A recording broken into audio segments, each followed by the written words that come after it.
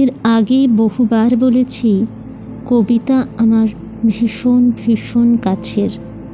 আমি কবিতার মধ্যে দিয়ে প্রতিদিনের জীবনের মানে খুঁজে পাই। কবিতা আমার জীবনে, আমার যাপনের সঙ্গে প্রত্যেক মুহূর্তে জড়িয়ে থাকে। আমার যেরকম আগের কবিতা মানে কাল্ট কবিতাগুলো খুব ভালো লাগে, ঠিক সেই রকম এখনের যে ফেসবুক কবি বা অন্যান্য কবিতা খুব আধুনিক, একেবারে বর্তমান সময়ের কবি, তাদের কবিতাও আমাকে ঠিক একইভাবে অনুপ্রাণিত করে। তাই আজকের কবিতাটা কিন্তু একেবারে এখনের এক আধুনিক কবির লেখা, এসেছে রবির কর, লেখিকা সুজান মিঠি। আমি তো এই কবিতাটার সাথে ভীষণ ভীষণ একাত্ম হয়ে গেছি। আপনারা শুনেছেন কি না জানি না, তবে যদি না শুনে থাকেন একবার শুনে দেখুন, বোধহয় আশাহত হবেন না। অবসর নেওয়া মাস্টারমশাই বিছানায় শুয়ে ভাবলেন, এভাবে চলবে না।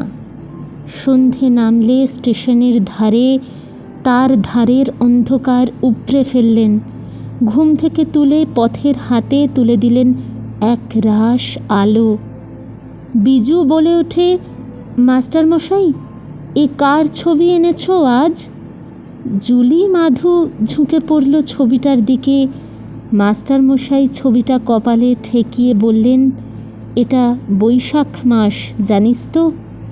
আজ 25 তোদের মতো আলোদের কানে কানে গান ঢেলে দিতে এসেছিলেন ইনি রবীন্দ্রনাথ। মাধুর ভ্রু কুঞ্চিত, কিন্তু রবীন্দ্রনাথ কে?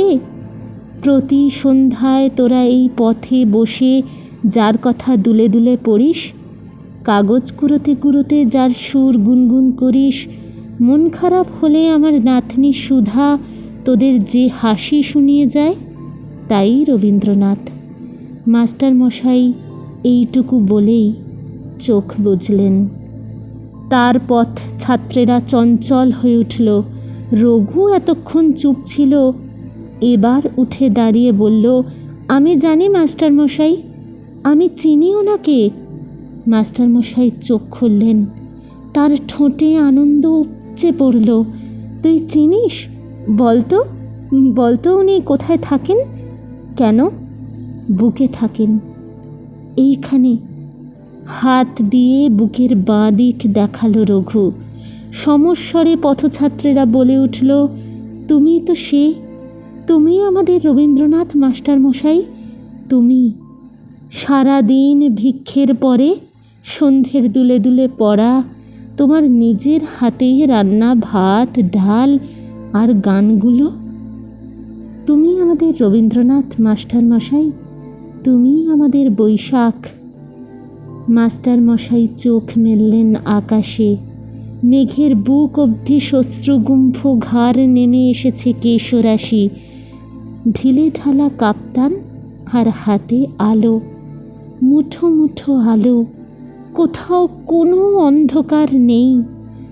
সুধা এসে ভাত ডাল আর পায়েসের উপর রসগোল্লা ঢেলে দিল সবার পাতে। আজ খিলখিলিয়ে উঠে বলল, ওরে, আজ কি গান গেয়েছে পাখি, এসেছে রবির কর। আমাদের সমাজে বর্তমানে শিক্ষার যা অবস্থা, তাতে এই রকম একজন মাস্টারমশাইয়ের ভীষণ ভীষণ ভীষণ দরকার।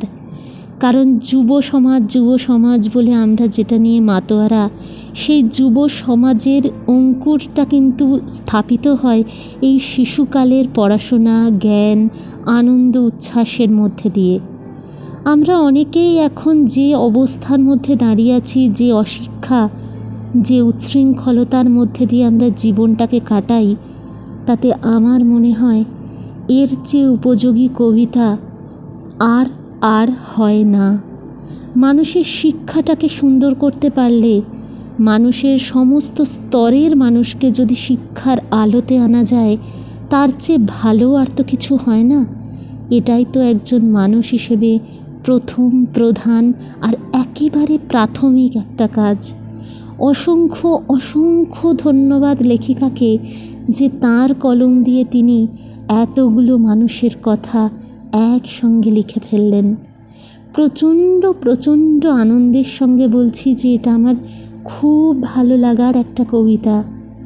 জানি না আপনারা কতটা এটার সঙ্গে আজকের সমাজ এবং শিশুদের জীবনের ভবিষ্যৎটাকে রিলেট করতে পারলেন।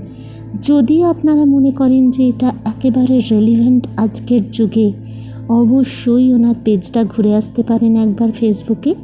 সুজান মিঠি ওনার নাম। তার সঙ্গে যদি আমার কবিতাটি ভালো লাগে অবশ্যই একবার সাবস্ক্রাইব করে দেবেন আর শেয়ার করবেন যাতে অনেকে শুনতে পায়। লাইক আর কমেন্ট করে আপনাদের গুরুত্বপূর্ণ মতামতগুলো আমাকে জানাবেন। খুব ভালো থাকবেন, খুব খুব ভালো থাকুন সকলকে নিয়ে। কালকে নতুন আর একটা আধুনিক কবিতা নিয়ে আসবো, কথা দিলাম।